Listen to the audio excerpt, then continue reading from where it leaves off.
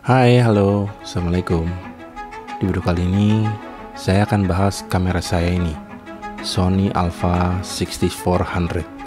Sedikit background information, saya waktu itu belinya pas baru launching, jadi ikut pre-order di Maret 2019. Terima kamera dan mulai pakai dari April 2019. Saya lupa waktu itu belinya harga berapa. Saya cek di Tokopedia sudah nggak ada histori pembeliannya. Jadi mohon maaf. Sekarang Oktober 2024, berarti sudah pakai selama 5 tahun lebih.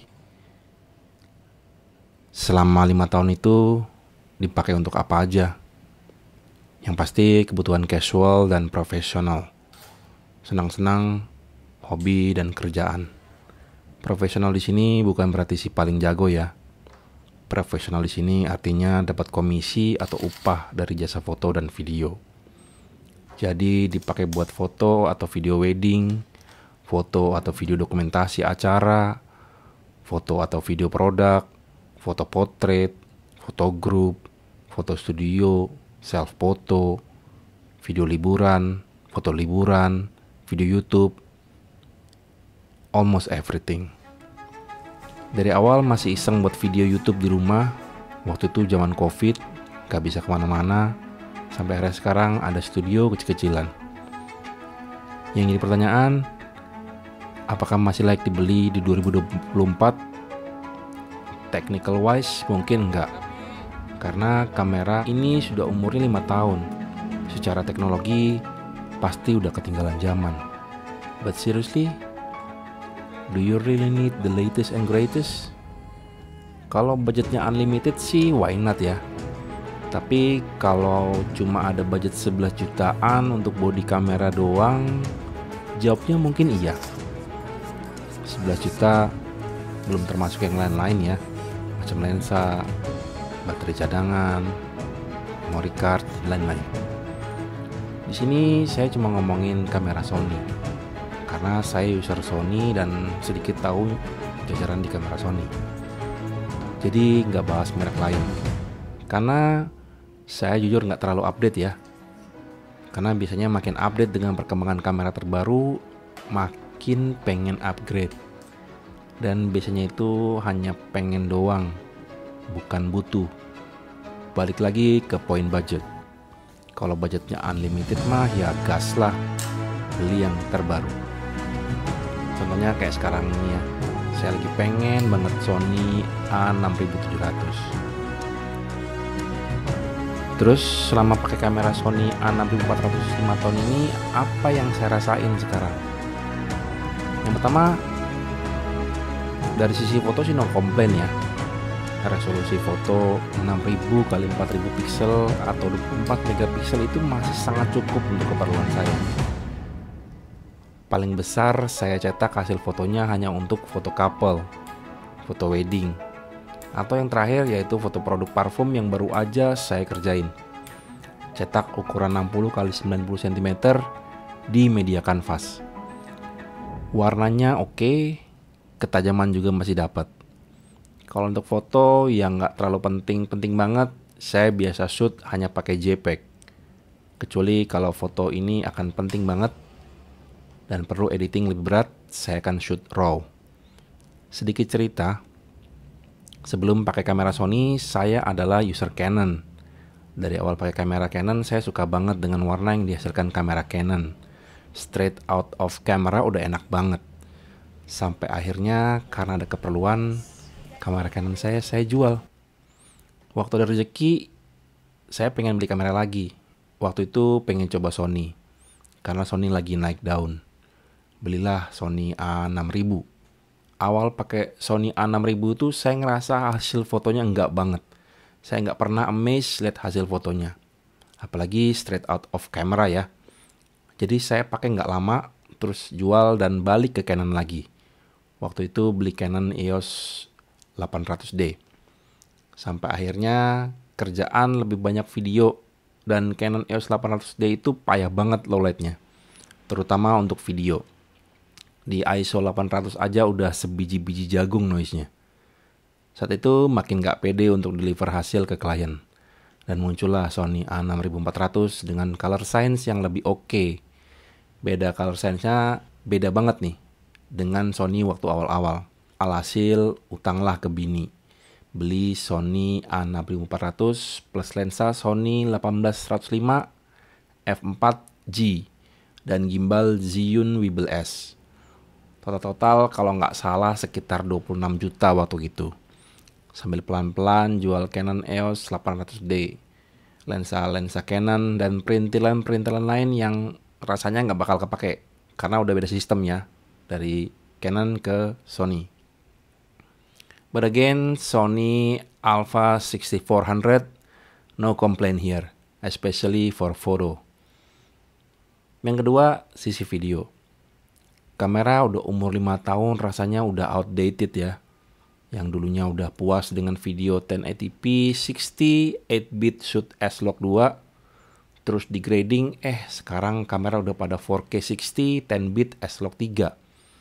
Walau sebenarnya setelah saya lihat video-video lama yang pernah saya buat sih rasanya ya masih enak dilihat. Dan mungkin hanya sedikit orang yang bisa ngeh dan bedain video 8-bit dan 10-bit.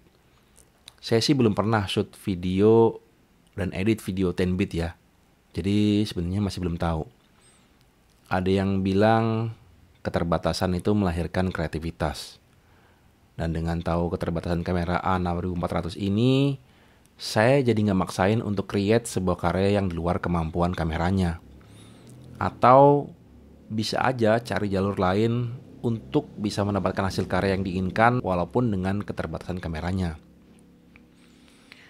Technical spec soal kemampuan foto dan video Sony-nya A6400 ini teman-teman bisa googling aja.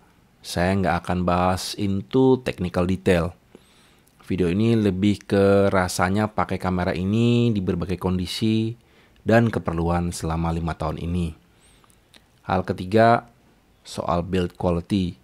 Secara fisik, nggak ada yang signifikan berubah dari fisik kameranya. Button-button tetap terasa enak dipencet, gak ada button yang rusak, semua masih oke. Hanya karet grip yang sedikit melar. Wajar sih kalau itu. Dari segi fisik, yang makin sering saya rasakan belakangan adalah saat insert SD card. Kadang SD cardnya nggak kebaca. Cuma so far ngatasinnya cuma dengan cabut terus insert lagi. Biasanya setelah sekali atau 2 kali langsung normal. Masih dari soal fisik kamera, layar yang tipe flip up gini biasanya kurang fleksibel ya. Untuk kebutuhan shoot horizontal sih oke. Saat mata ngecek layar nggak terlalu kelihatan, masih nampak seperti menatap ke lensa. Ini terutama kalau shootnya agak jauh dari kamera. Seandainya layar kamera ini articulated, rasanya akan lebih nyaman untuk digunakan. Lebih bisa explore angle-angle yang unik. Tapi selama 5 tahun layarnya ini di flip up so far masih aman. Gak ada vignette di layar, engsel dan kabel fleksinya juga masih aman.